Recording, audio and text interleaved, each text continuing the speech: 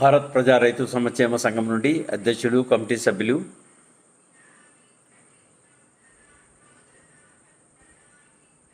మొన్న ఒక వీడియో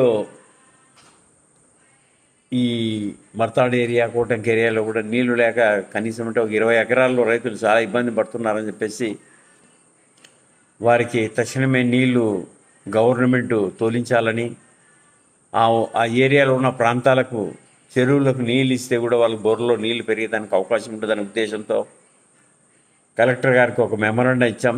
చెట్లన్నీ ఎండిపోయి రైతులు నాశనం అయిపోతున్నారనే ఉద్దేశంతో మరి గవర్నమెంట్ దాన్ని తక్షణమే ఆలోచన చేసి అక్కడ ఏ రైతుకైతే నీళ్లు లేకుండా చెట్లు ఎండిపోతున్నాయో వాళ్ళకు నీళ్లు సప్లై చేయాలని చెప్పేసి మేము భారత్ ప్రజా రైతు సంక్షేమ సంఘం నుంచి ప్రభుత్వాన్ని కోరుతున్నాం. మరి ఎన్నో ఏళ్ళ నుంచి రైతు ఈ చీనీ పంటని కష్టపడి అభివృద్ధి చేసింటాడు. మరి ఈ టైంలో అవి చెట్లు ఎండిపోతే ఆ రైతు ఏ విధంగా బ్రతుకుతాడనే ఆలోచనతో ఈ వీడియో తీస్తున్నాం.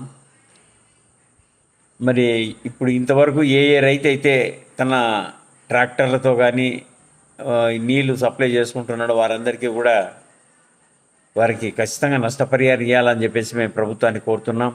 మరి ఇప్పుడు తక్షణమే యుద్ధ ప్రాతిపదిక మీద ఈ ప్రాంతాల్లో ఉండే చెరువులకి నీళ్లు వదిలితే ఖచ్చితంగా రైతులకి బోర్లలో నీళ్లు పెరుగుతాయి. రైతులు ఆ చెట్లు ఎండిపోకుండా చూసుకోవడానికి అవకాశం ఉంటుంది. ఎందుకంటే రైతు 24 గంటలు కష్టపడి పంట పండిస్తేనే ఈ దేశానికి రెవెన్యూ వచ్చేది. కాబట్టి ప్రభుత్వాలు ఆలోచన చేసి తక్షణమే ఈ రైతులకి నష్టపరిహారము ప్లస్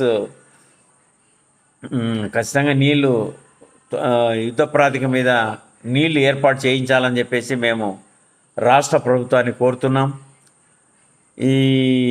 ఈ విధంగా చేయలేకపోతే రైతులకు మరణ మృదంగమే మ్రోగుతుంది. ఎందుకంటే దాదాపుగా ఈ 40 సంవత్సరాల్లో ఇటువంటి పరిస్థితులు ఏర్పడి 6 లక్షల మంది పైన రైతులు చనిపోయినారు.